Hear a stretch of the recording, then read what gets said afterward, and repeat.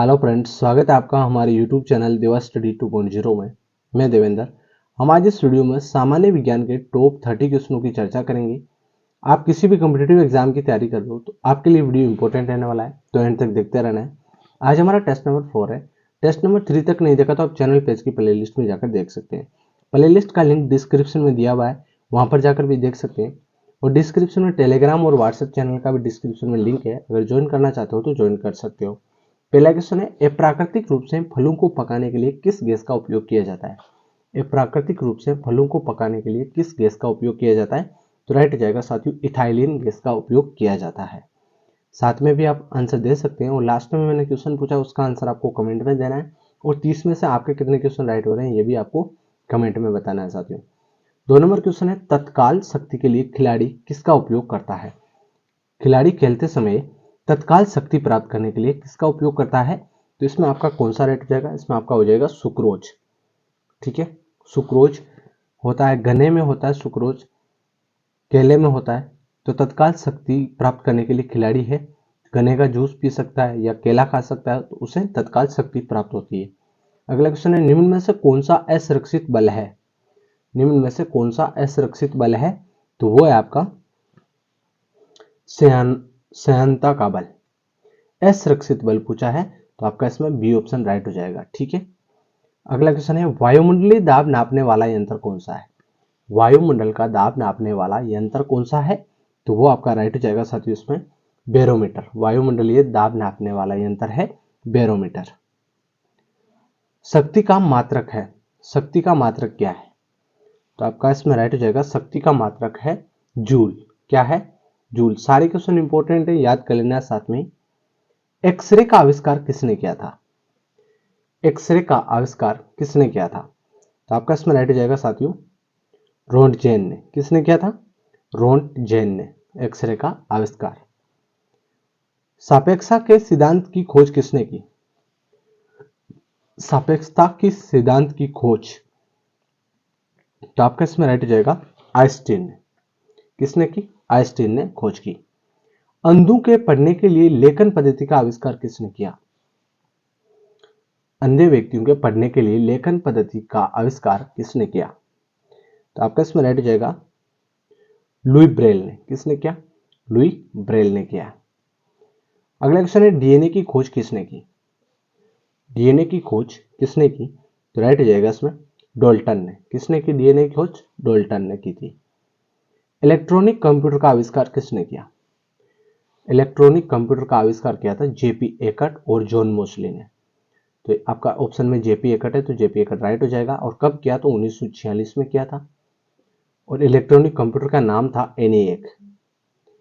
ENIAC, ठीक है, जो 1946 में जेपी एकट और जॉन मोसली ने कंप्यूटर का निर्माण किया था।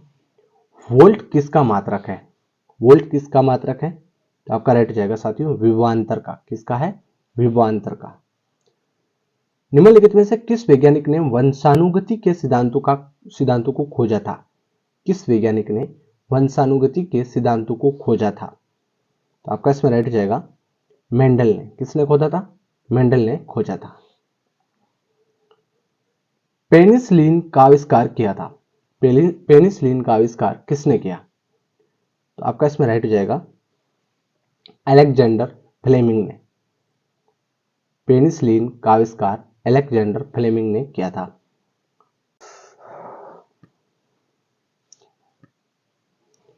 चेचक के टीके का आविष्कार किया था। किसने किया था चेचक के टीके का आविष्कार? तो आपका राइट हो जाएगा साथियों इसमें एडवर्ड जेनर ने। चेचक के टीके का आविष्कार किसने किया था? एडवर्ड जेनर ने। प्रकाश वर्ष किसका मात्रक है? प्रकाश वर्ष किसका मात्रक है? तो आपका इसमें राइट हो जाएगा साथियों दूरी का। किसका है? दूरी का है। वह वैज्ञानिक कौन था जिसने इस तथ्य का आविष्कार किया था कि ग्रह मंडल का केंद्र सूर्य है और पृथ्वी नहीं? यह वैज्ञानिक कौन था जिसने यह तथ्य का आविष्कार किया कि ग्रह मंडल का केंद्र सूर्य है बल्कि पृथ्वी नहीं है? तो ये किसने कहा था? तो आपका राइट हो जाएगा साथियों कोपरनिकस ने। किसने कहा? कोपरनिकस ने। हाइड्रोजन की खोज किसने की थी? हाइड्रोजन की खोज किसने की? तो आपका इसमें कौन सा राइट हो जाएगा? इसमें हो जाएगा कैवेंडिश ने। किसने की? कैवेंडिश ने। ठीक है, हाइड्रोजन की खोज। जीवों के द्विनाम पद्धति के जन्मदाता थे। जीवों के द्विनाम पद्धति के जन्मदाता कौन थे? तो आपका इसमें राइट हो जाएगा साथियों लिनियस। कौन थे? लिनियस। कौन सी धातु कॉपर सल्फेट घोल से अभिक्रिया नहीं करती? कौन सी धातु कॉपर सल्फेट घोल से अभिक्रिया नहीं करती? तो वो धातु है एजी, सिल्वर। ठीक है, तो कॉपर सल्फेट घोल से अभिक्रिया नहीं करती, वो है एजी। जब ब्लीचिंग पाउडर की कार्बन डाइऑक्साइड के साथ क्रिया कराते हैं, जब ब्लीचिंग पाउडर का कार्बन डाइऑक्साइड के साथ क्रिया कराते हैं तब क्या होता है? तब होता है साथियों क्लोरीन गैस निकलती है। क्या होता है? क्लोरीन गैस निकलती है। गुणसूत्रों में विभाजन न होकर जो कोशिका विभाजन होता है उसे कहते हैं। गुणसूत्रों में विभाजन न होकर कोशिका विभाजन होता है उसे क्या कहते हैं? उसे कहते हैं साथियों असूत्री विभाजन।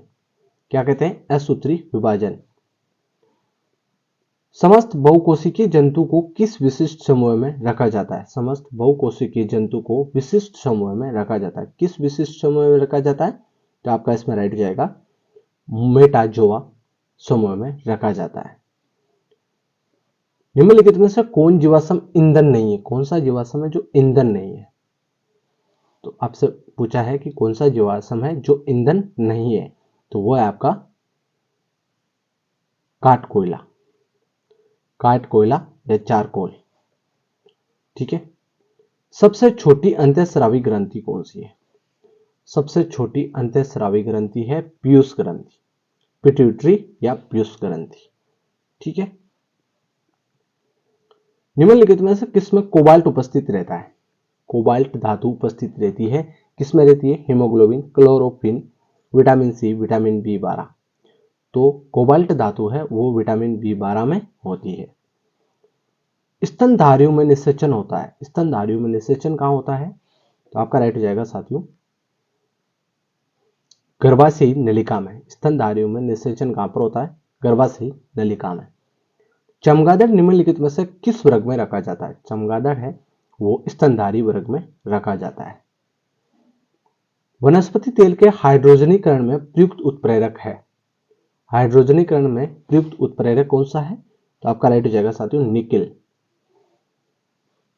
पत्तियों पर पाए जाने वाले स्टोमेटा के खोलने में महत्वपूर्ण कारक होता है।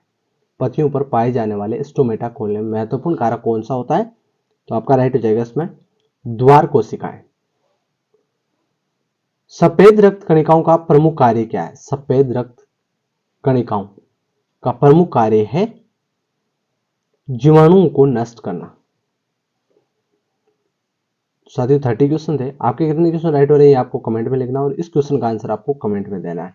निम्नलिखित में से कौन सा रोग सबसे घातक है? इन सभी रोगों में से सबसे घातक रोग कौन सा है? ये आपको आंसर कमेंट में देना है और 30 में से कितने क्वेश्चन राइट हो रहे हैं ये भी आपको बताना है। साथियों वीडियो कैसा लगा लाइक शेयर सब्सक्राइब करें। धन्यवाद। जय हिंद।